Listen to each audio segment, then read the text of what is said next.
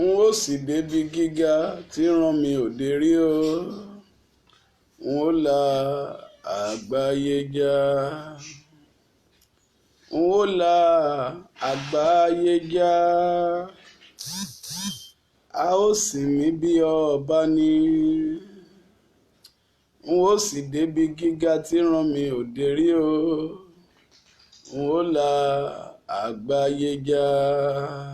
Bàbá, ó la àgbáyé já. A ó sìn ọ́ bí ọba ni. Ó sì débi gíga tí ràn ẹ́ ò dé rí o. Ó la àgbáyé já. Ó jẹ́ kọ́ tiẹ̀. Èmi ó la àgbáyé já. A ó sìn mí bí ọba ni. N ó sì débi gíga tí ràn mí ò dé rí o. N ó la àgbáyé já.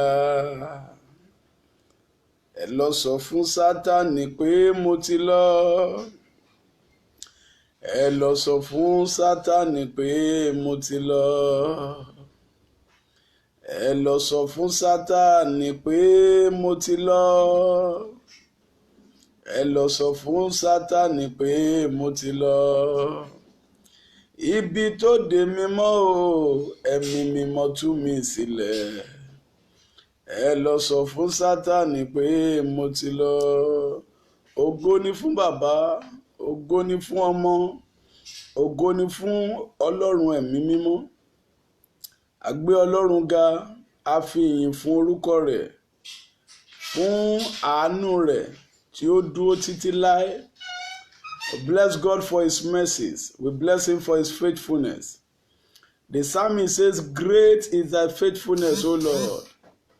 We appreciate him for the grace to see another Wednesday. Not of he that willeth, neither of he that runneth, but of God that showeth mercies. The Bible says it is by his mercies that we are not consumed. And that's why I want you to lift your voices and bless the name of the Lord.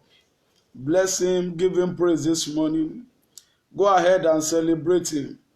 Dúpẹ́ lọ́wọ́ Ọlọ́run, láìnú ẹgbòrò kó máa dúpẹ́ lọ́wọ́ Ọlọ́run. Ọlọ́run tí a kò lè dá dúró. Àpáta ayérayé ibi ìsádi wa, láìnú ẹ kó bẹ̀rẹ̀ sí júbà ẹ̀. Áńgẹ́lì ń júbà ẹ̀, wọ́n lọ lọ́wọ̀ọ̀wọ́. Wọ́n gbóríyìn fún ọba àwọn ọba, láìnú ẹ kó gbé oríyìn fún ọba àwọn ọba. Ọlọ́run tó tún jẹ́ kí èmi àti ẹ ká tó rọ́jọ́ òní. Ọlọ́run tí ò jẹ́ atójú oorun dójú kú, kò jẹ́ àtipò àládé kòtò. Ọlọ́run tí ò jẹ́ káyé sọ pé ó tàn dí wa. Láìnú ẹ kó máa dúpẹ́ sọ pé Jésù ó ṣé. Láìnú ẹ kó máa pariwo níbi tó wà, Jésù ó ṣé. Ọlọ́run ó ṣé o. Olórin yẹn ni, ó kà mí yẹ lónìí o, mo dúpẹ́ bàbá. Ó kà mí yẹ lónìí o, èmi dúpẹ́ ọmọ. Orin tèmi nìyẹn o. Ó kà mí yẹ lónìí o, mo dúpẹ́ mi mímọ́. Ó kà mí yẹ lónìí o, mo dúpẹ́ bàbá. Èmi kò lè ṣe kémi máa yin Olúwa o. Ó sọ̀rọ̀. Èmi kò lè ṣe kémi máa yin Olúwa o. Bàbá mi ló jẹ́ Ọlọ́run àgbàlagbà. Bàbá mi ló jẹ́ Ọlọ́run àgbà òye. Èmi kò lè ṣe kémi máa yin Olúwa o. Hallelujah o. Onídúró mi ẹ ṣé o. Ó jẹ́ lánú ẹ kó dúpẹ́. Onídúró mi ẹ ṣé o. Bó bá jẹ́ èèyàn ló dúró ni a ti máa sọ̀rọ̀. Bó bá jẹ́ èèyàn ló dúró ni a máa bùgá.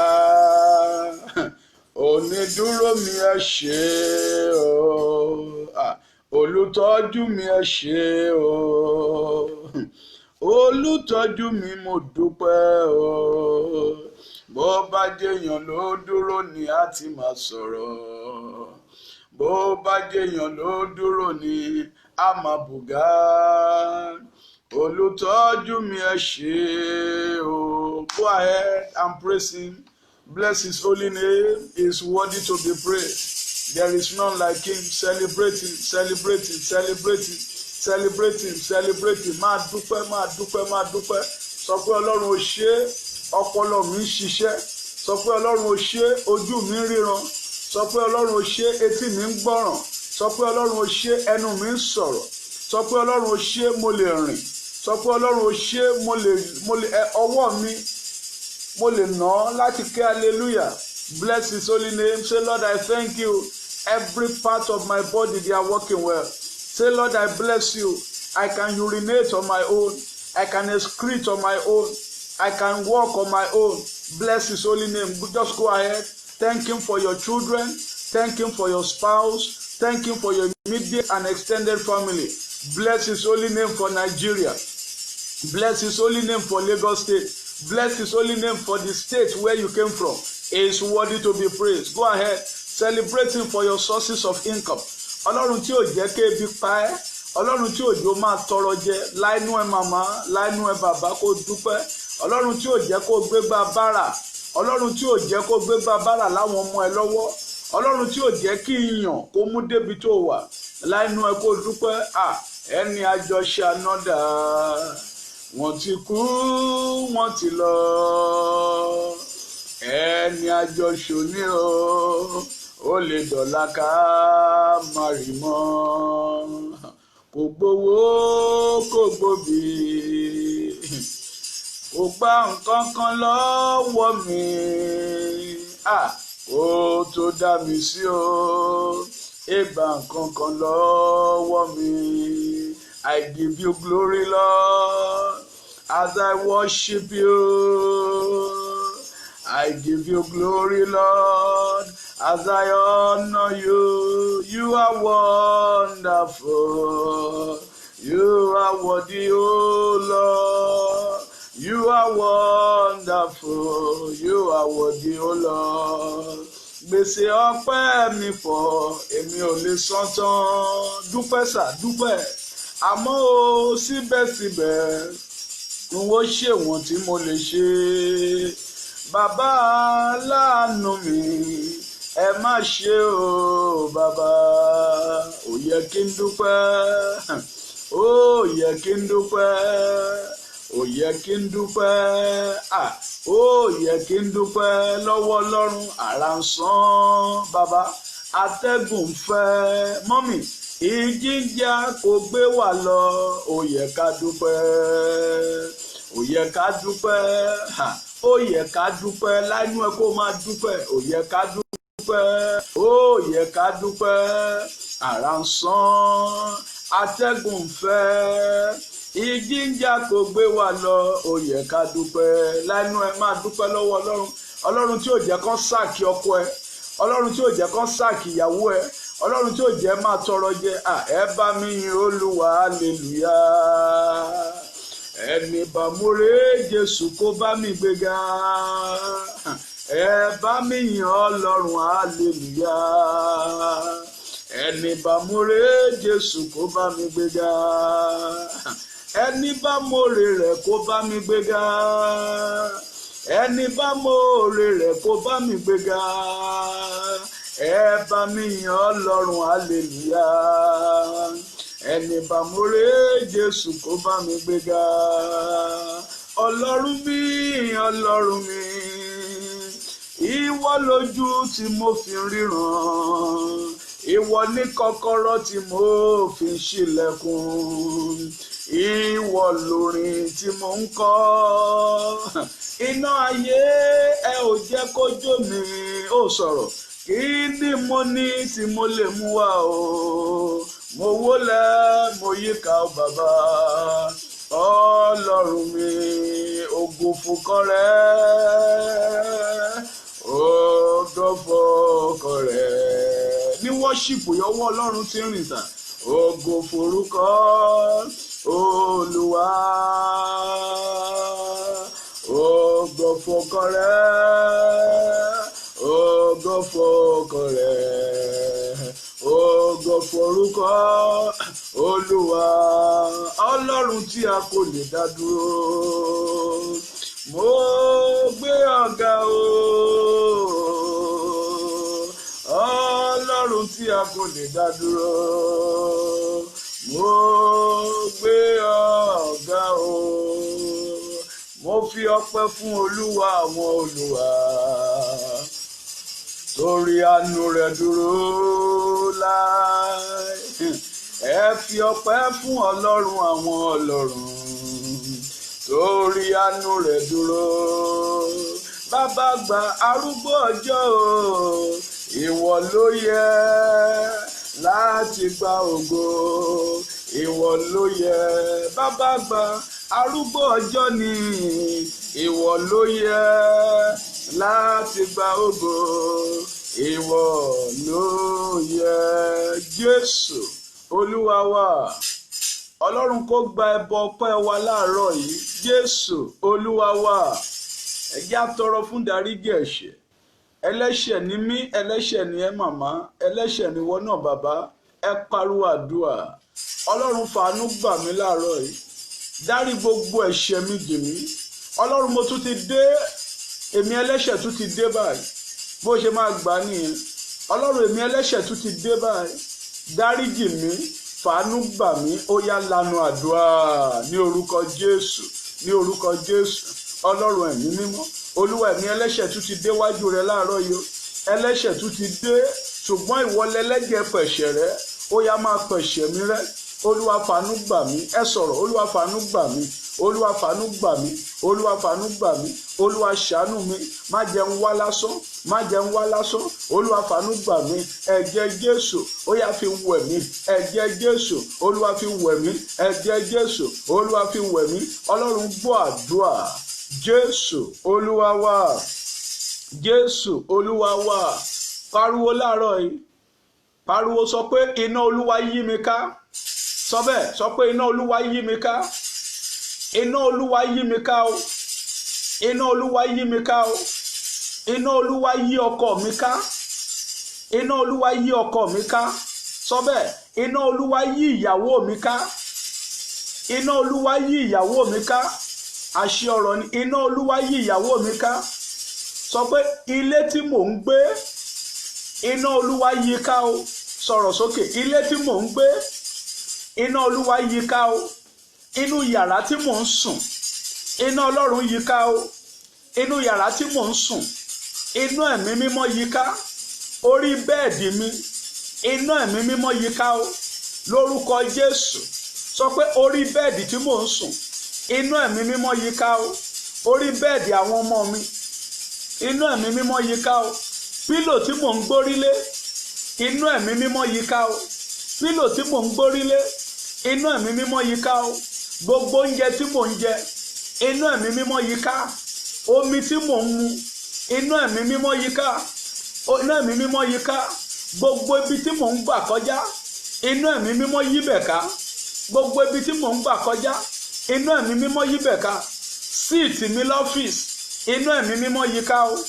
Síìtì mi ní ṣọ́ọ̀bù, iná ẹ̀mí mímọ́ yí ká o. Ṣọ́ọ̀bù mi, iná ẹ̀mí mímọ́ yí bẹ̀ ká. Orígun mẹ́rin ṣọ́ọ̀bù mi, ẹnu ọ̀nà gọ́tà ṣọ́ọ̀bù mi, iná ẹ̀mí mímọ́ yí bẹ̀ ká o. Iná ẹ̀mí mímọ́ yí bẹ̀ ká o. Gbogbo compound ilé tí mò ń gbé, iná ẹ̀mí mímọ́ surround ẹ̀. Iná ẹ̀mí mímọ́ surround ẹ̀. Gbogbo ohun rere, sọ bẹ́ẹ̀, gbogbo ohun rere tí Ọlọ́run ṣe fún mi, gbogbo ohun rere tí Ọlọ́run ṣe fún mi, iná ẹ̀mí mímọ́ yí ká o.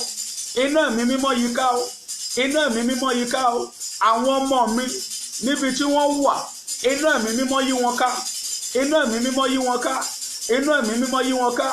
Àwọn ẹ̀gbọ́n mi, àwọn àbúrò mi, bàbá àtìyá tó bí mi níbikíbi tí wọ́n wà, iná ẹ̀mí mímọ́ yí wọn ká o.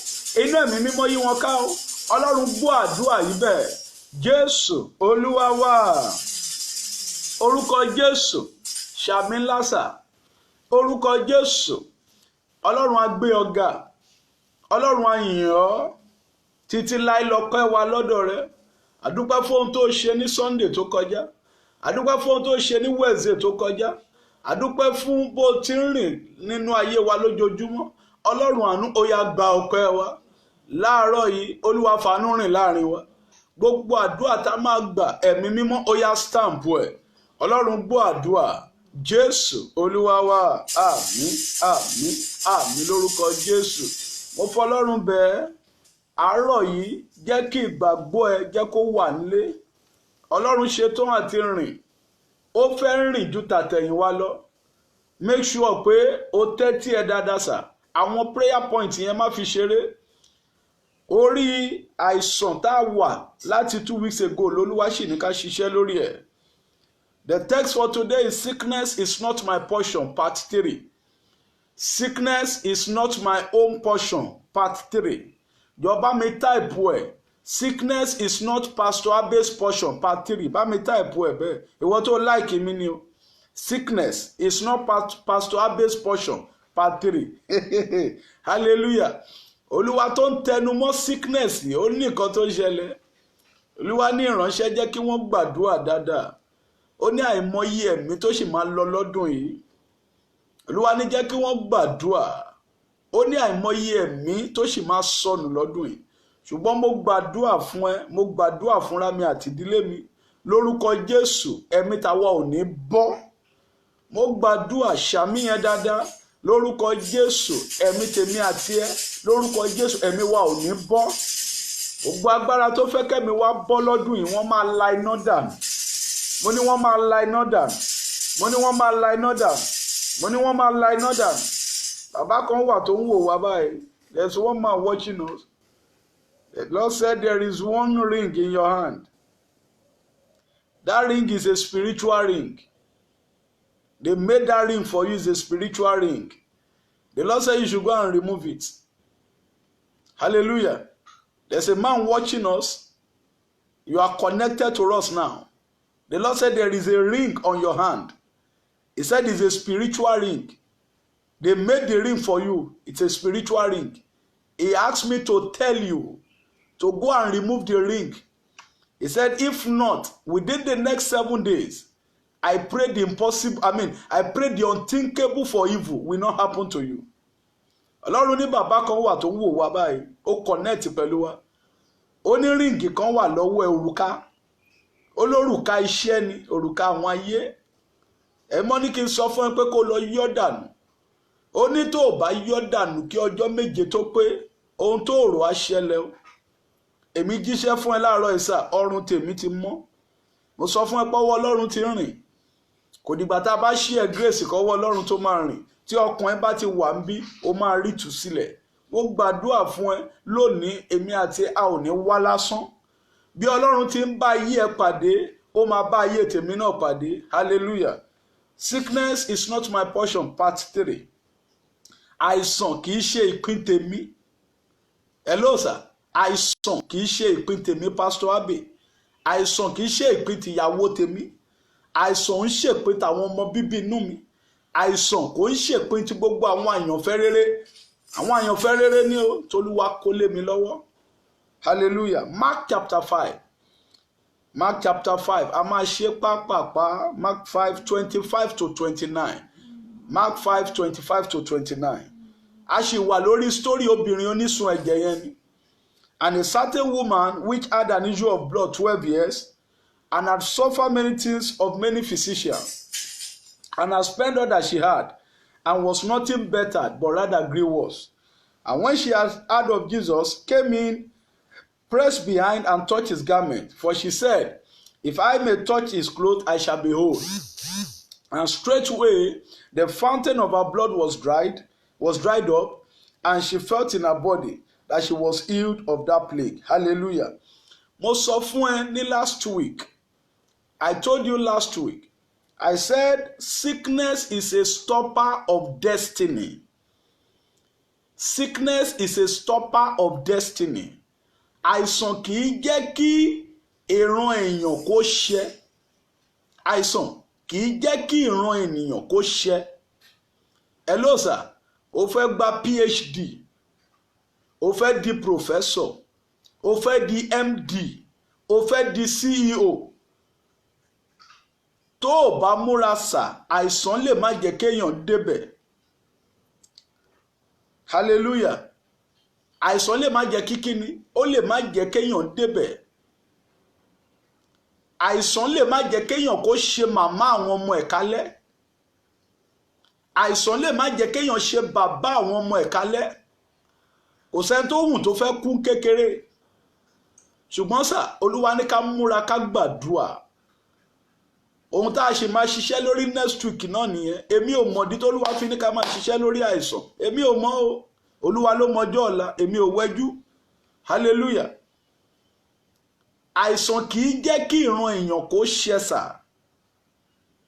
o tí rẹni tó ń la first class bọ̀ tí everybody ń hèlì ẹ̀ first class ó dẹ̀ dé bóyá bí third year àbí fourth year báyìí ó dẹ̀ kú dànù àìsàn ni àìsàn yẹn ó dẹ̀ sick díẹ̀ ni o ó dẹ̀ kú ó ti lọ nìyẹn ìran yẹn ò ṣẹ́ hallelujah o tí rí ẹni tí bàbá ní tó bá ti dàgbà òun máa hand over company fún and the father will say oh this child I'm going to hand over my company to him and all of a sudden they just say the boy was sick for 1 week 2 weeks and he's dead. That destiny was not fulfilled. I pray for you this morning. If your amen roar like thunder where you are, every sickness that want to stop your destiny, every sickness that want to stop my destiny, the Almighty God will destroy them in the name of Jesus. Àìsàn kì í jẹ́ kí ìran èèyàn kó ṣẹ̀. Òróbìnrin onísun ẹ̀jẹ̀ yẹn ni. Ohun tó máa sìn ni wọ́n gbélé lọ́wọ́. Obìnrin onísun ẹ̀jẹ̀ ohun tó máa sìn òun ni wọ́n gbélé lọ́wọ́ ẹni tó sì kì í ṣó lè ráyè tiẹ̀ 12 years sickness ẹni tó lóun á gbé ohun tó máa sìn lé ẹ lọ́wọ́ alágbára tó ní ohun tèmi àti ẹ máa sìn òun máa gbélé wa lọ́wọ́ ẹ̀mí ẹ̀ máa bọ́ lójijì. Wọ́n fi àárọ̀ ìṣeré rà mú fọlọ́run bẹ́ẹ̀ èmi ń sọ̀sọ́kúsọ alágbára tó lóun máa gbé ohun tó máa sìn lé ẹ lọ́wọ́ lórúkọ Jésù ẹ̀mí ẹ̀ máa bọ́ dànù. Number 2 akọ fún ẹ pọ́ìntì méjì afẹ́ lọ gbàdúrà àdúrà làwa gbà láàárọ̀. Àìsàn sickness can terminate the life of your helper. Èyí tẹ́sán wọlé tẹ́sán jáde mo fọlọ́run bẹ̀ yìí ẹ dúró. Sickness can terminate the life of your helper. O tí rẹni tó kú téèyàn kan dẹ̀ fò jáde tó ń sunkún tó ń pariwo kí ló dé màmá ó ti tó ìyàwó ẹni tó kú gan sunkún báyìí olóore mi ni kò gbọ́dọ̀ kú o àwọn jọ máa kú ni o ó mọ ohun tó ń sọ sà hello sir. Sickness can terminate the life of one's destiny helper. O tí rẹni tó múyàn kan wọnú ibiṣẹ́ kan ọ̀gá ni níbi iṣẹ́ yẹn ó dẹ̀ ran ọmọ kékeré kan lọ́wọ́ ìyẹn náà dẹ̀ wọlé ó ń ṣiṣẹ́ ẹ̀ lọ díẹ̀díẹ̀ true ọ̀gá yẹn wọ́n respect ọmọ kékeré tó wọlé yìí wọ́n fún ní promotion ohun tó tọ́ sí wọ́n fún ọ̀gá yẹn dẹ̀ kú ó sick ó dẹ̀ kú what becomes of that young lad frustration á bẹ̀rẹ̀ torí aláàánú tó jẹ́ bí cover fún tó jẹ́ bí defense fún ó ti kú òǹbẹ̀ hallelujah. Sickness can terminate the life of one's destiny helper. Ẹlòmíì ọkọ ẹ̀ ní destiny helper ẹ̀ ẹ̀rọbìnrin mi tọkọ ẹ̀ bá kú báyìí ayé ò lè remain the same. Ẹ̀rọbìnrin mi tí ọkọ ẹ̀ bá kú kò lè stand alone mọ́ torí destiny helper lọ́kọ yẹn. Ọkùnrin mi tíyàwó ẹ̀ bá kú ayé ò lè remain the same mọ́. Rántí máa kan ní ọdún náà máa yẹn lọ́ọ̀yà níyàwó ẹ̀ ọmọ bíi 2 àbí 3 ló ti bí ìyàwó yẹn ló dúró ní fámìlì yẹn gẹ́gẹ́ bí ọkùnrin àtìgbà tíyàwó yẹn ti kú fámìlì yẹn ò remain the same o máa yẹn scatter ní up till today. A máa gbàdúrà láàárọ̀ ìsà tí àìsàn bá mú olóore èèyàn lọ ó possible kéèyàn yẹn má tètè gùnkè. Òbẹ́ lómi ni wọ́n ní kó gbàdúrà pé olóore tó yẹ kó pàdé kó lè fi gùnkè tó bá pàdé olóore yẹn wà short lived ó máa lágbára díẹ̀ o ẹlòmíì ìjọ tó fojú kan lórí ẹ̀ báyìí tó dẹ̀ ní kó wáńjọ́ kejì kó hun ràn lọ́wọ́ ìgbà tó máa débẹ̀ ó gbọ́ pé ó ti kú. A máa gbàdúrà láàárọ̀ yìí wọ́n ká tó gbàdúrà ẹ jẹ́ á wo Exodus 23 Let's look at Exodus 23 verse 25. Ẹ̀yin tẹ́ ẹ ti fàyè yín fún Jésù mo kọ́kọ́ fẹ́ settle ká máa gbàdúrà ká tó máa gbàdúrà lọ. Exodus 23 verse 25. Exodus 23 verse 25. And ye shall serve the Lord your God. And ye shall serve the Lord your God. And he shall bless thy bread and thy water. And I will take sickness away from thee. Those of you that have not surrendered your life to Christ, those of you that are sitting on the fence, yes, Exodus 23:25. Those of you that are sitting on the fence, Jesus is passing by this morning. You don't want to spend your money on drugs any longer. The Bible said the woman has suffered so many things of so many physicians. Jésù nìkan ló lè dá àìsàn dúró nú ayé èèyàn. Jésù nìkan ló lè múyàn débi gíga. Wherever you are watching or listening to me all over the world, and you have not surrendered, you know you have not surrendered your life to Christ. You know you are a pretender. The Lord said here in Exodus 23:25, he said, you will serve the Lord your God. He will bless your bread and your water, and he will take sickness away from you. One condition, 3 blessings. Serve him. Serve him. He will bless your bread. That is, you will not suffer. He will bless your water. O ní tọrọ jẹ, o ní wọwọ́ ẹ̀gbọ́n, o ní wọwọ́ àbúrò kó tó jẹun, o ní máa wọwọ́ àwọn neighbor kó tó lọ gbé wédú. Hallelujah. He said he will take sickness away from you. You are here this morning. You want to surrender your life to Christ. Bow your head where you are and begin to cry for mercy. Talk to God. Ẹ jẹ́ àkọ́kọ́ settle àwọn yẹn náà. Àwọn yẹn ṣe iyebíye sí mi sà. Gbogbo wa la ṣe iyebíye ṣùgbọ́n àwọn yẹn ṣe iyebíye sí mi. Ẹ jẹ́ àgbàdúrà. Open your mouth and begin to cry for mercy. You want to surrender your life to Christ. Ask for mercy. Cry to him this morning. Or you want to rededicate your life. You know the way you are living your life. If rapture comes today, you are going nowhere. Go ahead and talk to him. Say, Lord, I have come to you. Have mercy on me. Have mercy on me. Have mercy on me. You that had mercy on Zacchaeus, on Sycamore 3, when you saw him, have mercy on me this morning. You are passing by. I know. I can see you, Lord. In the spirit, I can observe. Have mercy on me this morning. Those of you that want to surrender your life to Christ, go ahead and cry for mercy. Tell him to save your soul. Those of you that want to rededicate, go ahead and cry to him. He's a merciful God. He said to the merciful, I will show myself merciful. So that he can show himself merciful in this morning service. In Jesus' mighty name, we have prayed. Say after me, those of you that are rededicating or that want to give your life to Christ, say after me, say, Lord Jesus, I am before you this morning. Have mercy on me. Wipe away my transgression. Write my name in the book of life. Delete my name from the book of death. Save my soul. Sustain me to eternity. I accept you, Lord Jesus, as my Lord and personal Savior. Henceforth, come and be the driver of the vehicle of my life. Thank you, faithful Father. In Jesus' mighty name, we have prayed. Hallelujah. Congratulations to as many of you that just gave your life to Christ. Please, you can send in your name via this platform. You can send in your names, send in your phone number. I'll be praying with you. And I bless you. I bless God for your life. Look for a Bible-believing church. Churches are not yet open. You can connect with us and continue to enjoy God's grace. God bless you and hold your salvation tight. It is well with you. Hallelujah. Ẹ̀yin tó kù a fẹ́ gbàdúrà. Àsìkò àdúrà láwọ̀ yìí sà. Má ṣe big man dé àdúrà. Fara yambi tó wà. I don't know who God is talking to. Gbàdúrà.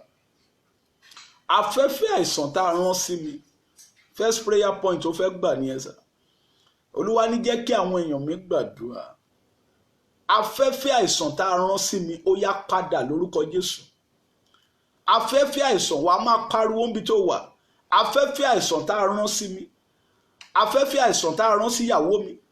afẹ́fẹ́ àìsàn tá a rán sáwọn ọmọ mi wàá máa mention gbogbo ẹ̀. Afẹ́fẹ́ àìsàn tá a rán sí inú ilé mi, afẹ́fẹ́ àìsàn tá a rán sí ìgbéyàwó mi, afẹ́fẹ́ àìsàn tá a rán sí ètò ìṣúná owó mi, ó yá padà. Èmi pa láṣẹ láàárọ̀, ó yá padà. I'm going to say it in English also. Every climatic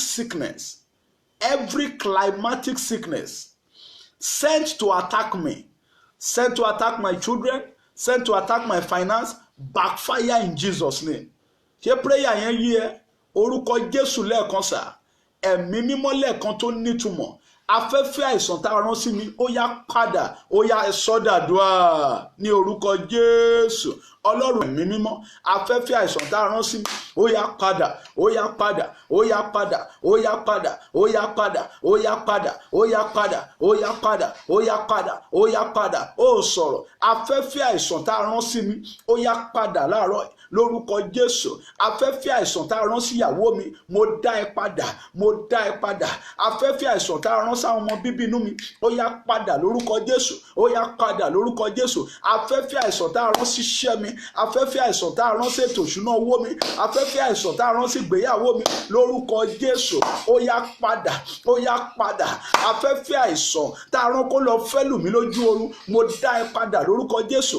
Afẹ́fẹ́ àìsàn tá a rán kó lọ fẹ́ lù mí lójú àlá, mo dá ẹ padà lórúkọ Jésù. Afẹ́fẹ́ àìsàn tá a rán kó lọ fẹ́ lù mí lójú ayé, mo dá ẹ padà lórúkọ Jésù, mo dá ẹ padà lórúkọ Jésù. Ìwọ afẹ́fẹ́ àìsàn tá a rán sí mi, tá a rán sí pè mí, tá a rán sáwọn ìfẹ́ rẹ tó kó lé mi lọ́wọ́, mo dá ẹ padà lórúkọ Jésù. Ọlọ́run Olúwa wa, àmín, àmín, àmín lórúkọ Jésù. Ẹ gbàdúrà sá, ẹ gbàdúrà, ẹ gbàdúrà. Yá gbàdúrà ẹlẹ́ẹ̀kejì. Èmi ò kí ń kọ prayer point láti inú I don't call prayer point from the internet. Bẹ́ẹ̀ mi mímọ́ bá ṣe sọ fún mi ni mo ṣe máa kọ́lẹ̀. Ẹni tó ń bá wé mi ò mọ̀, gbàdúrà. Dúà ẹlẹ́ẹ̀kejì tá a fẹ́ gbà rí. Ẹrù àìsàn tá a dì sílẹ̀ fún mi, ìṣẹ̀dá mi kọ́ láàárọ̀ yìí. Ẹni tó dìílẹ̀ kó forí ẹ̀ gbé. Ẹrù àìsàn tá a dì sílẹ̀ fún mi, ìṣẹ̀dá mi kọ́ láàárọ̀ yìí. Gbogbo ẹni tó dẹrù àìsàn nítorí mi, ẹ máa forí yín gbé. Every load of sickness that have been packaged for me, I reject it this morning in Jesus' name. I command that load of sickness to backfire. Do you understand the prayer point? Ẹ jẹ́ kí kọ́mẹ̀ntì yẹn máa wá kí n mọ̀ pa wà lórí péjì kan sà. Ẹ jẹ́ kí kọ́mẹ̀ntì yẹn máa wá. Every load of sickness that the enemy have arranged or packaged for me, this morning my destiny rejects it. Backfire and go back to the sender. Gbàdúrà sà, ẹrù àìsàn tá a dìílẹ̀ fún mi sà, ẹrù àìsàn tá a dìílẹ̀ fún ìyàwó àtàwọn ọmọ bíbí inú mi, ó yá orí mi kọ́, ìṣẹ̀dá mi kọ́. Gbogbo ẹni tó dẹrù ẹrù àìsàn lẹ̀ fún mi, ó yẹ máa forí yín gbé. Orúkọ Jésù lẹ́ẹ̀kan sà, ẹ̀mí mímọ́ lẹ́ẹ̀kan tó nítumọ̀, ó yẹ ìyanu àdúrà ní orúkọ Jésù, ní orúkọ Jésù. Ọlọ́run ẹ̀mí nínú ẹrù àìsàn tá a dìílẹ̀ fún mi, orí mi kọ́, ìṣẹ̀dá mi kọ́, ìṣẹ̀dá mi kọ́, ìṣẹ̀dá mi kọ́. Ẹrù àìsàn tá a dìílẹ̀ fáwọn ọmọ mi, ìṣẹ̀dá wọn kọ́. Ẹrù àìsàn tá a dìílẹ̀ fún ìyàwó mi, ìṣẹ̀dá ẹ kọ́. Ẹrù àìsàn tá a dìílẹ̀ fún mi, ìṣẹ̀dá mi kọ́, ìṣẹ̀dá mi kọ́. Gbogbo ẹni tó dẹrù àìsàn torí mi, ó yẹ máa forí yín gbé lórúkọ Jésù. Ẹ máa forí yín gbé. Gbogbo ẹni tó dẹrù àìsàn nítorí ìyàwó mi, nítorí àwọn ọmọ bíbí inú mi, ẹ máa forí yín gbé, ẹ máa forí yín gbé, ẹ máa forí yín gbé lórúkọ Jésù. Gbogbo ẹni tó dẹrù àìsàn nítorí àwọn àyànfẹ́ rere tó lù wá kólé mi lọ́wọ́, ẹ máa forí yín gbé. Every load of sickness, every load of sickness that the enemy has packaged for me, I reject it in Jesus' name. I reject it by fire. I reject it by fire. Go back to your sender. Go back to your sender. Go back to your sender. Every load of sickness that the enemy has packaged for me, that the enemy has packaged for my wife, that the enemy has packaged for my children, that the enemy has packaged for the beloved, that God has committed into my hand, I command this morning, backfire. I reject you. Backfire. I reject you. Backfire. I reject you by fire. Ẹrù àìsàn tá a dé fún mi, ẹrù àìsàn tá a dì sílẹ̀ fún mi, orí mi kọ́, ìṣẹ̀dá mi kọ́, orí mi kọ́, ìṣẹ̀dá mi kọ́, orí mi kọ́, ìṣẹ̀dá mi kọ́, ìṣẹ̀dá mi kọ́, ìṣẹ̀dá mi kọ́, ẹrù àìsàn tá a dé lẹ̀ fún mi, lérú bí àdà kàbálímà àǹtà káyìbà, mo kọ́ lórúkọ Jésù. Gbogbo ẹni tó dẹrù àìsàn sílẹ̀ nítorí mi, ẹ forí yín gbé, ẹ forí yín gbé, ẹ forí yín gbé. Ọlọ́run gbọ́ àdúrà. Jésù Olúwa wa, àmín àmín àmín lórúkọ Jésù. Ẹ gbàdúrà. Olórí yẹn ní ìmọ̀kímọ̀ kò má gbọ́dọ̀ jọ, ètekéte kò lè dúró. Ẹnikẹ́ni tó bá dẹrù àìsàn ni ó forí ara rẹ̀ gbé. Torí Olúwa lèmi bá dúró. Ẹ pariwo ìmọ̀kímọ̀ kò má gbọ́dọ̀ jọ lórí ayé mi, ètekéte kò lè dúró. Ẹnikẹ́ni tó bá dẹrù àìsàn ni ó forí ara rẹ̀ gbé. Torí Olúwa lèmi bá dúró.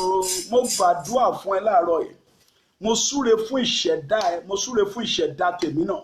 Gbogbo ẹni tó dẹrù àìsàn lẹ̀ nítorí èmi àti ẹ, lórúkọ Jésù ó yá kó forí ara wọn gbé. Àṣàmì ńlá ẹ kó forí ara wọn gbé. Gbogbo ẹni tó dẹrù àìsàn lẹ̀ nítorí àwọn ọmọ wa, lórúkọ Jésù kó forí ara wọn gbé. Gbogbo ẹni tó dẹrù àìsàn lẹ̀ nítorí ọkọ wa, nítorí ìyàwó wa, márùbí èkè lúmọ kàyàbà, kó forí ara wọn gbé. Gbogbo ẹni tó dẹrù àìsàn lẹ̀ nítorí mi, ẹ máa forí ara yín gbé. Àṣẹ ọ̀rúngún kò yí padà. Jésù Olúwa wa. Obìnrin onísun ẹ̀jẹ̀, ohun tó máa sìn ni wọ́n gbélé lọ́wọ́. Gbogbo ẹni tó lóun á gbé àìsàn tí máa sìn lé mi lọ́wọ́, Olúwa fẹ̀mí ẹ̀ ya láàárọ̀ yìí. Gbàdúrà yẹn sà. Gbogbo ẹni tó lóun á gbé àìsàn tí mo máa sìn lé mi lọ́wọ́, Olúwa fẹ̀mí ẹ̀ ya láàárọ̀ yìí. Ta ló lóun á gbé àìsàn táwọn ọmọ mi á máa sìn lé wọn lọ́wọ́, Olúwa fẹ̀mí ẹ̀ ya láàárọ̀ yìí. Ẹ gbọ́ mi sà. Ẹ̀yin tọ́kọ yín, ẹ̀yin táwọn ọmọ yín ti márì, ẹ̀yin táwọn ọmọ yín ti márì, ẹ gbà báyìí. Ọkọ ọmọ àti aya ọmọ tí Ọlọ́run fún mi, ta ló lóun á gbé ohun tí wọ́n máa sìn lé wọn lọ́wọ́. Màmá mi ò ní problem o, màmá mi ò ní problem. Ṣé rí ọkọ tí ọmọ ẹ̀ fẹ́, òun ni wọ́n gbé ohun tó máa sìn lé lọ́wọ́. Ọmọ tí màmá bí fúnra rẹ̀ ò ní problem o, ṣùgbọ́n ọkọ tí ọmọ tí màmá bí fẹ́, òun ló gbé problem wá. Torí ẹ̀ ni màmá ṣe ń sáré kiri. Ẹ gbàdúrà. Mo ti sọ fún ẹ rí, máa extend the prayer tentacles ẹ. Extend your prayer tentacles. When you are praying, pray into the future. Pray for yourself, pray for your children. Even if you don't have children, pray for your grandchildren. Even if you don't have them, pray for your son-in-law, pray for your daughter-in-law. Don't wait till you are old before you start running scatter on these people. Fire your prayer arrow into the future. Hello, sir. Stop praying in limited prayers. Fire your prayer arrow into the future. When you are praying for yourself, even as a single, pray for the wife you will marry. Pray for the children you will give birth to. Pray for the son, the grandchildren God will give to you. Pray for the son-in-law, the daughter-in-law that God will give to you. Pray for in-laws that God will give to you. Expand your prayer tentacles. I beg you by the mercies of God. Gbàdúrà láàárọ̀ ìsà. Gbogbo ẹ tó ní ohun tí mọ̀ pé àìsàn tí máa sìn, pé òun máa gbé lé mi lọ́wọ́, Olúwa fa ẹ̀mí ẹ̀ ya.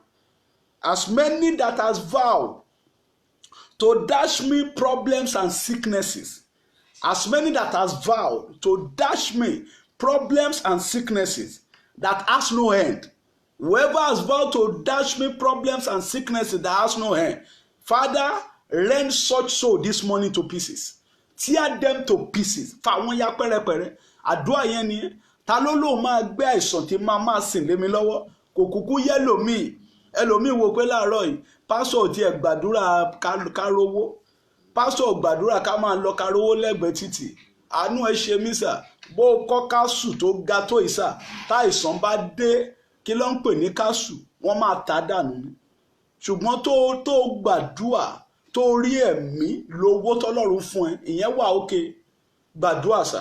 Gbogbo ẹni tó ní òun máa gbé àìsàn tí máa sìn lé mi lọ́wọ́, Olúwa fẹ̀mí ẹ̀ ya láàárọ̀ ẹ̀. God bless you, sir. As many that has vowed to dash me problems and sickness that will be nursing for the rest of my life. Arise, oh God, destroy their lives. Oh yeah, ìyanu àdúrà ní orúkọ Jésù, ní orúkọ Jésù. Ọlọ́run ẹ̀mí mímọ́, Olúwa gbogbo ẹni tó lóhùn wá pé àìsàn tí máa sìn wọ́n á gbélé mi lọ́wọ́. Olúwa fẹ̀mí ẹ̀ yá, Olúwa fẹ̀mí ẹ̀ yá, Olúwa fẹ̀mí ẹ̀ yá, Olúwa fẹ̀mí ẹ̀ yá, Olúwa fẹ̀mí ẹ̀ yá. Gbogbo ẹni tó lóhùn wá gbé àìsàn tí mo máa sìn lé mi lọ́wọ́. Gbogbo ẹni tó lóhùn á gbé àìsàn tíyàwó mi á máa sìn lé lọ́wọ́. Gbogbo ẹni tó lóhùn á gbé àìsàn táwọn ọmọ bíbí inú mi á máa sìn lé wọn lọ́wọ́. Olú ẹ̀dá bẹ́ẹ̀ láàárọ̀ èmi fẹ̀mí ẹ̀ yá lórúkọ Jésù. Olúwa fẹ̀mí ẹ̀ yá, Olúwa fẹ̀mí ẹ̀ yá, Olúwa fẹ̀mí ẹ̀ yá, Olúwa fẹ̀mí ẹ̀ yá, Olúwa fẹ̀mí ẹ̀ yá, Olúwa fẹ̀mí ẹ̀ yá, Olúwa fẹ̀mí ẹ̀ yá, Olúwa fẹ̀mí ẹ̀ yá, Olúwa fẹ̀mí ẹ̀ yá, Olúwa fẹ̀mí ẹ̀ yá. Olúwa fẹ̀mí ẹ̀ yá, Olúwa fẹ̀mí ẹ̀ yá, Olúwa fẹ̀mí ẹ̀ yá. Gbogbo ẹni tó wí pé àìsàn tí máa sìn pé òun á gbélé mi lọ́wọ́ láàárọ̀ ìmọ̀pá láṣẹ lórúkọ Jésù. Olúwa fa ẹ̀mí ẹ̀ yá dànù, Olúwa fa ẹ̀mí ẹ̀ yá dànù. As many that have vowed to dash me and my family the sickness to be nursing, arise, O God, destroy them by fire, destroy them by fire. As many that have vowed to dash me sickness that I'll be nursing for the rest of my life, Lord, arise, destroy such person. Olúwa fẹ̀mí ẹ̀ yá dànù, Olúwa fẹ̀mí ẹ̀ yá dànù, Olúwa fẹ̀mí ẹ̀ yá dànù. Ọlọ́run gbọ́ àdúrà Jésù Olúwa wa, àmín àmín. Ẹ gbàdúrà. Mo ti sọ ní prógrámù yìí rí. Ó léèyàn kan tí mo mọ̀ ń gbà yẹn. Ó dọ̀gá ni. Àwọn ògbé ṣe wọ nìkan ni. Wọ́n bá fi nǹkan sórí síìtì fún. Bàbá ẹsẹ̀ jẹrà tó fi kú ni sà. Ohun tó máa sìn wọ́n gbélé lọ́wọ́. Kí ni mo wí sà? Ohun tó máa sìn wọ́n gbélé lọ́wọ́. Ó sìn tó fi kú ni sà. Ẹ jẹ́ á tún àdúrà yẹn gbà. Mi ò tí ì rí break light prayer point yìí.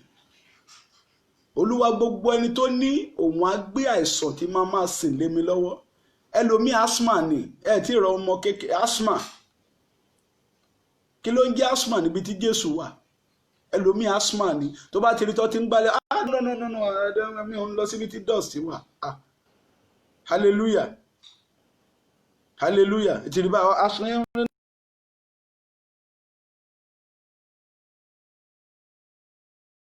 Asthma ni láti kékeré. Ẹlòmíì àìsàn tó ṣe ìyá ẹ̀ òun ló ń ṣòun náà. Ẹlòmíì àìsàn tó ṣe bàbá ẹ̀ òun ló ń ṣòun náà. What joy do you derive when you have a profile of hereditary sickness in your family and you are happy to announce that? Oh, his dad has asthma. When dad was alive, he had asthma. So that he too have asthma. It's okay. Kí ló ń pè bẹ́ẹ̀? Gbàdúrà. Gbogbo ẹni tó ní ohun tí àìsàn tí máa sìn pé òun á fi jíǹkì mi, Olúwa fẹ̀mí ẹ̀ yá dànù. Gbogbo ẹni tó ní àìsàn, gbogbo ẹni tó ní òun á gbé àìsàn tí máa sìn, gbogbo ẹni tó lóun á gbé àìsàn tí máa sìn lé mi lọ́wọ́, Olúwa fẹ̀mí ẹ̀ yá dànù.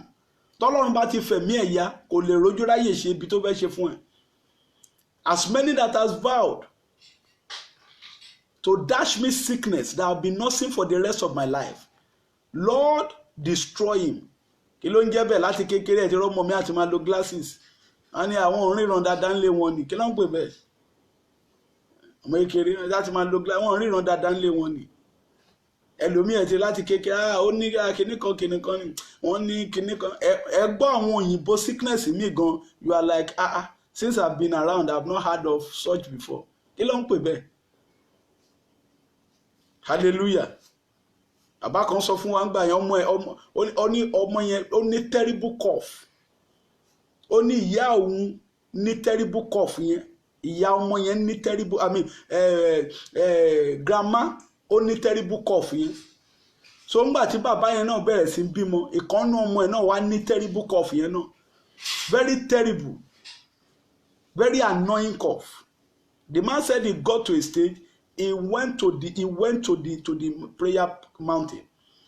that Lord, if you want to take this child, take this child. Don't give me disgrace. A kind of child that when she's coughing, people will think I've not taken care of her. And they've spent everything. Gbàdúrà, ta ló lóun á gbé àìsàn tí máa sìn lé mi lọ́wọ́? Olúwa fẹ̀mí orú ẹni bẹ́ẹ̀ yá láàárọ̀ yìí. Ó yẹ sọ́dàdúrà ní orúkọ Jésù, ní orúkọ Jésù. Ọlọ́run ẹ̀mí mímọ́. Olúwa ta ló lóun á gbé àìsàn tí máa sìn lé mi lọ́wọ́? Olúwa fẹ̀mí ẹ̀ yá, Olúwa fẹ̀mí ẹ̀ yá, Olúwa fẹ̀mí ẹ̀ yá, Olúwa fẹ̀mí ẹ̀ yá. Ta ló lóun á gbé àìsàn tíyàwó mi á máa sìn lé lọ́wọ́? Ta ló lóun á gbé àìsàn táwọn ọmọ bíbí inú mi á máa sìn lé wọn lọ́wọ́? Olúwa fẹ̀mí ẹ̀ yá, Olúwa fẹ̀mí ẹ̀ yá, Olúwa fẹ̀mí ẹ̀ yá, Olúwa fẹ̀mí ẹ̀ yá, Olúwa fẹ̀mí ẹ̀ yá, Olúwa fẹ̀mí ẹ̀ yá, Olúwa fẹ̀mí ẹ̀ yá. Ọlọ́run gbọ́ àdúrà. Jésù Olúwa wá. Yá gbàdúrà. Ìwọ ìjì àìsàn tá a rán sí mi lórúkọ Jésù, ó yá dákẹ́jẹ́. Ó máa gbà dáadáa. Ìwọ ìjì, ó máa àdírẹ́sì ẹni tí ó gbọ́ bí mo ṣe sọ. Ìwọ ìjì àìsàn tá a rán sí mi lórúkọ Jésù, ó yá dákẹ́jẹ́. You storm of sickness that have been sent to attack me, I command your silence. I decree your silence. Ìwọ ìjì àìsàn tá a rán sí mi, ó mọ nǹkan tó ń pè ní ìjì àìsàn ni. Ìjì àìsàn. Ẹlòmíì sà, mo ti sọ fún ẹ last week, ẹlòmíì every month ó ń láti lọ sí hospital, ìjì àìsàn ni. Ẹlòmíì ó ń láti every month ó ń láti ra oògùn. Tẹ bá wo kọ́ọ̀pù tẹ́lòmíì ń kó oògùn, ẹlòmíì ò lè sùn láì ro oògùn. Ìjì àìsàn tá a rán sí mi, ó yá dákẹ́jẹ́. Ìjì àìsàn tá a rán sáwọn ọmọ mi, ó yá dákẹ́jẹ́. Ìjì àìsàn tá a rán sí ìdílé mi, ó yá dákẹ́jẹ́. Every wind, every storm of sickness be sent to me, I command your silence. Ó yẹ sọ́dàdúrà bẹ́ẹ̀ ní orúkọ Jésù, ní orúkọ Jésù. Ọlọ́run ẹ̀mí mímọ́, ìwọ ìjì àìsàn tá a rán sílé mi, ó yá dákẹ́jẹ́, ó yá dákẹ́jẹ́, ó yá dákẹ́jẹ́, ó yá dákẹ́jẹ́. Ìwọ ìjì àìsàn tá a rán sáwọn ọmọ mi, ó yá dákẹ́jẹ́, ó yá dákẹ́jẹ́, ó yá dákẹ́jẹ́, ó yá dákẹ́jẹ́. Ìwọ ìjì àìsàn tá a rán sí mi, ó yá dákẹ́jẹ́. Lórúkọ Jésù, ó yá dákẹ́jẹ́, ó yá dákẹ́jẹ́, ó yá dákẹ́jẹ́, ó yá dákẹ́jẹ́, ó yá dákẹ́jẹ́. Ìwọ ìjì àìsàn tá a rán sí mi lójú oorun ni, tá a rán sí mi lójú àlá ni, tá a rán sí mi lójú ayé ni, mo pa láṣẹ lórúkọ Bàbá, lórúkọ Ọmọ, lórúkọ Ẹ̀mí Mímọ́. Ó yá dákẹ́jẹ́, ó yá dákẹ́jẹ́, ó yá dákẹ́jẹ́. Ìwọ ìjì àìsàn tá a rán sí ìgbéyàwó mi, ó yá dákẹ́jẹ́ lórúkọ Jésù. Ìwọ ìjì àìsàn tá a rán sí iṣẹ́ mi, tá a rán sí iṣẹ́ ìránṣẹ́ mi, ó yá dákẹ́jẹ́ lórúkọ Jésù. Ó yá dákẹ́jẹ́, ó yá dákẹ́jẹ́. Ìwọ ìjì àìsàn tá a rán sínú ilé mi, ó yá dákẹ́jẹ́ lórúkọ Jésù. Ó yá dákẹ́jẹ́, ó yá dákẹ́jẹ́, ó yá dákẹ́jẹ́. Ìjì àìsàn tá a rán sọ́kọ mi, tá a rán sí ìyàwó mi, ẹ máa dákẹ́jẹ́, ẹ máa dákẹ́jẹ́. Ìwọ ìjì àìsàn tá a rán sórí òkè Ọlọ́run dìde, ó yẹ dákẹ́jẹ́, ó yẹ dákẹ́jẹ́. Ọlọ́run gbọ́ àdúrà. Jésù Olúwa wá. Olúwa, ìkóríta tí àìsàn kì í jẹ́ kí wọ́n dé nídìílé wa. Ọwọ́ ọ̀tún Ọlọ́run, ó yá gbé mi kọjá ibẹ̀. Ìkóríta àìsàn, ìkóríta àìsàn, àmì ìkóríta ìṣerere, má bínú, ìkóríta ìṣerere tí àìsàn kì í jẹ́ kí wọ́n dé nídìílé wa. Ọwọ́ ọ̀tún Ọlọ́run, ó yá gbé mi fò bẹ̀dá. A woman came to church some 2-3 years ago. She said, Pastor, age 40, they don't get to age 40 in her family. Age 40. And she said, it was some months to her birthday then. And she said she's been hearing it. The Spirit has been saying it to her ears that she will not see that 40. She said it, that she's been hearing it. That anytime she sleeps, the revelation will come that 40. So she has less than 2-3 months to live. And she came to Jesus. And I told her, I said, do you believe in it? She said, I'm born again. I've been there. Okay. And the Lord told us to take some steps. She should be around 43 now. She's still alive, enjoying the rest of her life. ìkóríta ìṣerere tí àìsàn kì í jẹ́ kí wọ́n dé nídìílé wa. Ọwọ́ ọ̀tún Ọlọ́run ó yá gbé mi kọjá ibẹ̀. The junction of breakthrough that sickness does not allow glorious children to get to. The junction of breakthrough or the junction of success. God bless you, my interpreter. The junction of success that is a taboo in my lineage. That sickness will not allow you to get there. Lord, take me over. Ìkóríta ìṣerere tí àìsàn kì í jẹ́ káwọn ọmọ ológo dé nídìílé tí mo ti jáde. Ọwọ́ ọ̀tún Ọlọ́run ó yá gbé mi kọjá. Ó yẹ sọdádúrà ní orúkọ Jésù. Ní orúkọ Jésù. Ọlọ́run ẹ̀mí mímọ́. Ìkóríta ìṣerere tí àìsàn kì í jẹ́ kí wọ́n dé nídìílé tí mo ti jáde. Ọwọ́ ọ̀tún Ọlọ́run ó yá gbé mi kọjá bẹ̀. Ó yá gbé mi kọjá bẹ̀. Ó yá gbé mi kọjá bẹ̀. Ó yá gbé mi kọjá bẹ̀. Ó yá gbé mi kọjá bẹ̀. Ó yá gbé mi kọjá bẹ̀. Ọwọ́ ọ̀tún Ọlọ́run gbé mi kọjá bẹ̀. Gbé ìyàwó mi kọjá bẹ̀. Gbá ọmọ mi kọjá bẹ̀. Ó yá gbé mi kọjá bẹ̀. Olúwa gbé mi kọjá bẹ̀. Mo pa láṣẹ ní lórúkọ Jésù. Ìkóríta ìṣerere tí àìsàn kì í jẹ́ kí àwọn ọmọ ológo dé nídìílé wa. Ìkóríta ìṣerere tí àìsàn kì í jẹ́ káwọn ọmọ ológo dé nílé wa. Lórúkọ Jésù. Ọwọ́ ọ̀tún Ọlọ́run ni mo pè. Ọwọ́ ọ̀tún Ọlọ́run ni mo pè. Ó yá gbé mi kọjá bẹ̀ láàárọ̀. Ó yá gbé mi kọjá bẹ̀ láàárọ̀. Olúwa gbé mi kọjá bẹ̀ láàárọ̀. Olúwa gbé mi kọjá bẹ̀ láàárọ̀. Ìkóríta ìṣerere tí àìsàn kì í jẹ́ kí wọ́n dé nídìílé tí mo ti jáde. Ọwọ́ ọ̀tún Elédùmarè ó yá gbé mi kọjá bẹ̀. Ọlọ́run gbọ́ àdúrà. Jésù Olúwa wa. Àìsàn tó fẹ́ gẹ̀mí mi kúrú. Ọlọ́run fi àánú tilẹ̀kùn mọ́ láàárọ̀ yìí o. Mo fọlọ́run bẹ̀ bàbá gbà o. Àìsàn tó fẹ́ gé ẹ̀mí mi kúrú. Hallelujah. Woman kan wọ́n sọ̀rọ̀ woman yẹn fún mi. Woman yẹn wà ń lo òyìnbó. Ó ti parí ilé ẹ̀. Ó ti kọ́ structure, mighty structure ni ó ti parí ẹ̀. Ó wá kúkọ́ ṣe finishing díẹ̀díẹ̀. Ó wá sẹ́ndì owó láti ìlú òyìnbó. Gbọ́ mi dáadáa. Ó wá sẹ́ndì owó láti ìlú òyìnbó pé kán bá òun fi ṣe finishing díẹ̀díẹ̀ yẹn. Kán fi ṣe finishing díẹ̀díẹ̀. That was around February ọdún yìí. Pé òun á wálé so that òun á wá dé sílé pátápátá. Ó ti sẹ́ndì owó. Àwọn tó máa ṣiṣẹ́ contractor gbogbo wọn ti gbowó. Wọ́n ti pín owó fáwọn tó máa wá ṣiṣẹ́. Ìgbà yẹn ni COVID-19 bẹ̀rẹ̀.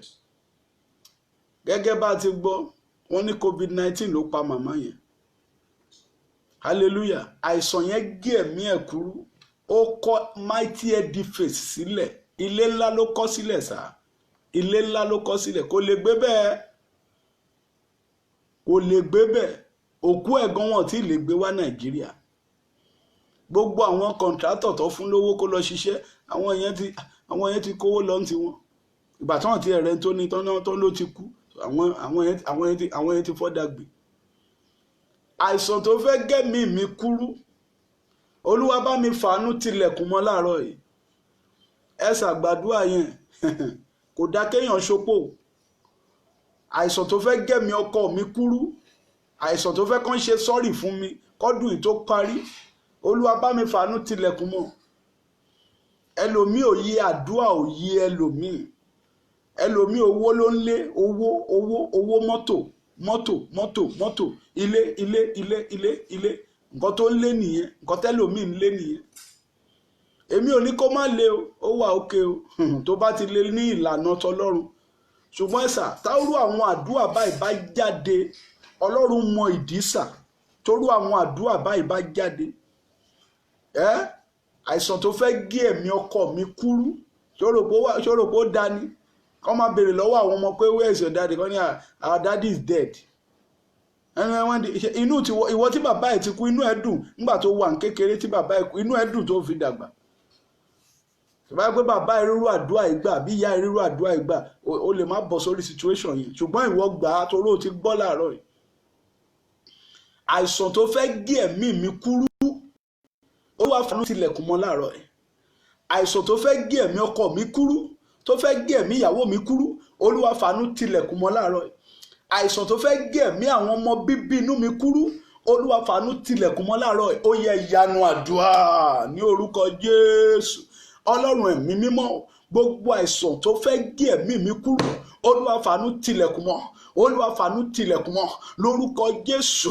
Àìsàn tó fẹ́ gé ẹ̀mí ìyàwó mi kúrú láàárọ̀ olúwa fàánú tilẹ̀kùn mọ́, ọlọ́run fàánú tilẹ̀kùn mọ́, olúwa fàánú tilẹ̀kùn mọ́, olúwa fàánú tilẹ̀kùn mọ́. Àìsàn tó fẹ́ gé ẹ̀mí àwọn ọmọ bíbí inú mi kúrú ẹ̀mí mímọ́ tilẹ̀kùn mọ́ láàárọ̀. Olúwa máa fàánú tilẹ̀kùn mọ́, olúwa tilẹ̀kùn mọ́, olúwa tilẹ̀kùn mọ́, olúwa tilẹ̀kùn mọ́. Every sickness that want to cut my life short, every sickness that want to cut the life of my wife short, every sickness that want to cut the life of my biological children short, arise, oh God, arise, oh God. Silence it by fire, silence it by fire, silence it by fire, silence it by fire. Gbogbo àìsàn tó fẹ́ gẹ́mi mi kúrú, àìsàn tó fẹ́ gẹ́mi ọkọ mi kúrú, àìsàn tó fẹ́ gẹ́mi ìyàwó mi kúrú, àìsàn tó fẹ́ gẹ́mi ọmọ bíbí inú mi kúrú, àìsàn tó fẹ́ gẹ́mi ọkọ ọmọ aya ọmọ tó bá fún mi kúrú, àìsàn tó fẹ́ gẹ́mi àwọn ọmọ mi kúrú, àìsàn tó fẹ́ gẹ́mi gbogbo àwọn àyànfẹ́rẹ́ tó kó lé mi lọ́wọ́ kúrú. Láàárọ̀ ìmọ̀pá láṣẹ lórúkọ Jésù. Olúwa tilẹ̀kùn mọ́, àánú tilẹ̀kùn mọ́, àánú tilẹ̀kùn mọ́, àánú tilẹ̀kùn mọ́, àánú tilẹ̀kùn mọ́, àánú tilẹ̀kùn mọ́, àánú tilẹ̀kùn mọ́, àánú tilẹ̀kùn mọ́, àánú tilẹ̀kùn mọ́. Jésù Olúwa wa. Àìsàn ló gẹ́mi Tàbítà kúrú. In Acts chapter 9 mo ti lọ nìyẹn, mọ̀ pé mi ò kí ń waste time. Acts chapter 9 36 and 37. Act 9 Iṣẹ́ àwọn Àpọ́stélì orí kẹsàn-án, Act 9 36 to 37. Àìsàn òun ló gé ẹ̀mí Tàbítà. Tàbítà yẹn ni wọ́n ń pè ní Dọ́kásì. Àìsàn ló gẹ́mí ẹ̀ kúrú. The Bible says she was full of good works. If not for Peter that God used to change the situation. Mo gbàdúrà fún ẹ láàárọ̀ ìsà. Gbogbo àìsàn tó fẹ́ gẹ́mí èmi àti ẹ kúrú, ẹ̀mí mímọ́ kó fàánú tilẹ̀kùn mọ́. Lórúkọ Jésù olúwa kó tilẹ̀kùn mọ́. Gbogbo àìsàn tí ò fẹ́ kémi àti ẹ ṣe rere, gbogbo àìsàn tí ò fẹ́ kémi àti ẹ make mark lórí ilẹ̀ alààyè, lórúkọ Jésù olúwa kó fàánú tilẹ̀kùn mọ́. Gbogbo àìsàn tó fẹ́ gbọ́kọ lọ́wọ́ ẹ, àìsàn tó fẹ́ gbọ́mọ lọ́wọ́ mi, àìsàn tó fẹ́ gbàyàwó lọ́wọ́ tèmi náà, àìsàn tó fẹ́ gbàyàwó lọ́wọ́ tiẹ̀ náà, àìsàn tó fẹ́ gbaṣẹ́ lọ́wọ́ ẹ, àìsàn tó fẹ́ gba àwọn àyànfẹ́rẹ́ tó lúwa kó lé mi lọ́wọ́, iná olúwa ó yá kó palẹ̀ mọ́ láàárọ̀ ẹ̀. Ó ṣàmì, iná olúwa kó palẹ̀ àìsàn yẹn mọ́ láàárọ̀ ẹ̀. Gbogbo àìsàn tó fẹ́ já èmi àti ẹ sí òhò, máríbà ayéke púlìà, lórúkọ Jésù iná ọlọ́run kó gbé mi láàárọ̀ ẹ̀. Iná ọlọ́run kó gbé mi láàárọ̀ ẹ̀.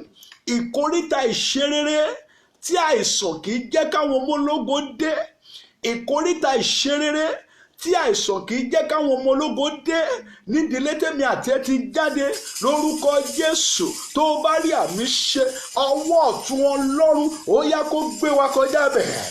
Láàárọ̀ ọwọ́ ọ̀tún Ọlọ́run ó yá kó gbé wa kọjá bẹ̀.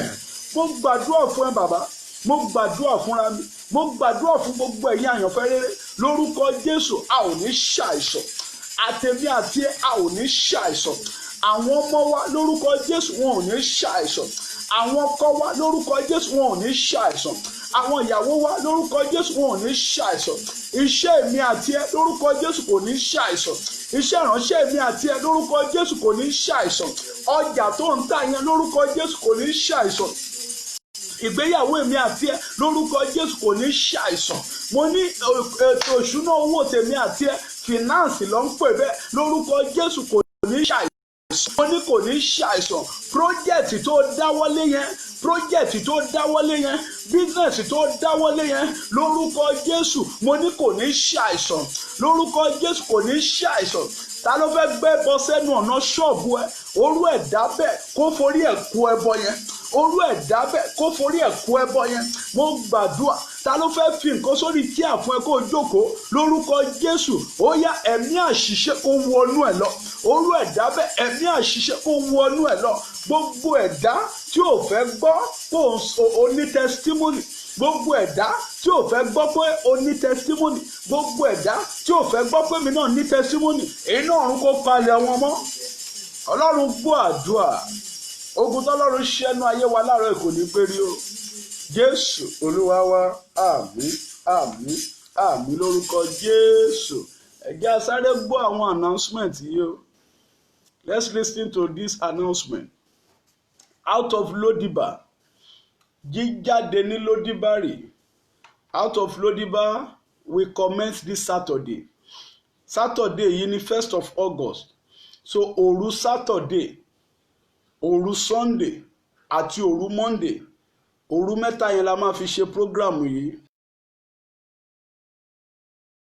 Out of Lodiba, Saturday yìí ló bẹ̀rẹ̀, òru Saturday yìí. So a máa ṣe lóru Saturday 11:30 wọ 12:30. We'll do it on Saturday 11:30 to 12:30, on Sunday and then Monday night. Now listen to me, because we will be having service on Saturday/Sunday night, which is the first night of the program. We will not have Sunday service. We will not broadcast Sunday service. There will not be Sunday service. Hallelujah. Listen again. Out of Lodiba commences this Saturday night. Saturday night, Sunday night, and Monday night. So because we are having a program which is from Saturday night to Sunday morning, 11:30 to 12:30, which is the first night of the program, we will not hold Sunday service in the morning. Hallelujah. Say I hear. Say I understand. So on Sunday morning, don't be looking for Pastor Abi. We didn't see Pastor Abi. Some people send message, have you seen Pastor Abi? Pastor Abi also. Hallelujah. Go there, lórúkọ Jésù. So please, Saturday night, látúmọ̀ pàdé, ẹ̀sà, ó máa lágbára sà. We are meeting again Saturday night. We are meeting again Saturday night, 11:30. Ẹ̀sà, ó máa lágbára sà. Mo fọlọ́run bẹ́ẹ̀, mo fi Ọlọ́run bẹ́ẹ̀. Mo lè ti wọlé gan láti bí 5 minutes before 11:30. Mo lè ti wọlé láti bí 5 minutes before 11:30. Torí òru yẹn máa lágbára sà. Mèfíbóṣè olórí burúkú ni sà, ó padà rí àánú gbà. Kò sí bí ayé ti lè bàjẹ́ tó, kò sí bí ogun ti lè máa rọ́ọ̀kì ìṣẹ̀dá ẹ̀ tó. Olúwa nínú program ọjọ́ mẹ́ta yẹn sà, ó lóun máa fàánú tú wa sílẹ̀. Ṣẹ́rí àwọn táyé wọ́n ti bàjẹ́ gangan lolúwa nídìínú prógrámù yìí. Àwọn tí ò rọ́nà lọ́sà tọ́nà ti dímọ́, àwọn olórí burúkú tí wọ́n ti ní kò lè gé èèyàn, àwọn lolúwa nílò ní prógrámù yìí. Àwọn ni Jésù fẹ́ tú sílẹ̀. Bàbá, àwọn tí wọ́n ti gba kọ́kọ́rọ́ ayé wọn báyìí, tí wọ́n ti sọ sókun, tí wọ́n ní kò sí solution, àwọn ni ẹ̀mí mímọ́ fẹ́ túlẹ̀ nínú prógrámù yìí. Mo fọlọ́run bẹ́ẹ̀, escalate this program, announce it, tell as many. It's a yearly program. Tabati parí. Hallelujah. Unusual relocation. Ó dáwọ́lé project, ó ń kọ́lé lọ́wọ́, má fi program yìí ṣeré. Hallelujah. Olóyún sínú, má fi program yìí ṣeré. Òun wojú Olúwa fọ́mọ, jẹ́ àpàdé ní Saturday night. Ẹ̀sà, òun wá ṣẹ́ ni jẹ́ àpàdé Saturday night. Bàbá, ó ti wà níbi iṣẹ́. Wọ́n dìtẹ̀ ogun ìlara pọ̀ fún ẹ, jẹ́ àpàdé lóru Saturday sà. Bàbá, màmá, wọn ò jó orílẹ̀ ọkọ gbé, wọ́n fìtìná tí ayé ẹ, jẹ́ àpàdé lóru Saturday. Ẹ̀sà, wọ́n sọ fún ẹ pálágbára kan ló wà lọ́nà tí òjò kọjá, ẹ̀mí ẹ̀ máa bọ́ dànù, jẹ́ àpàdé lóru Saturday. Ò ń gádà owó, o fẹ́ fi ṣe nǹkan gidi, tó bá ti gádà ẹ̀ báyìí ní wàhálà máa dé, tó bá ti gádà ẹ̀ báyìí ní kíní kan, jẹ́ àpàdé lóru Saturday. Ọlọ́run àwọn bàbá mi fẹ́ ṣiṣẹ́ sà.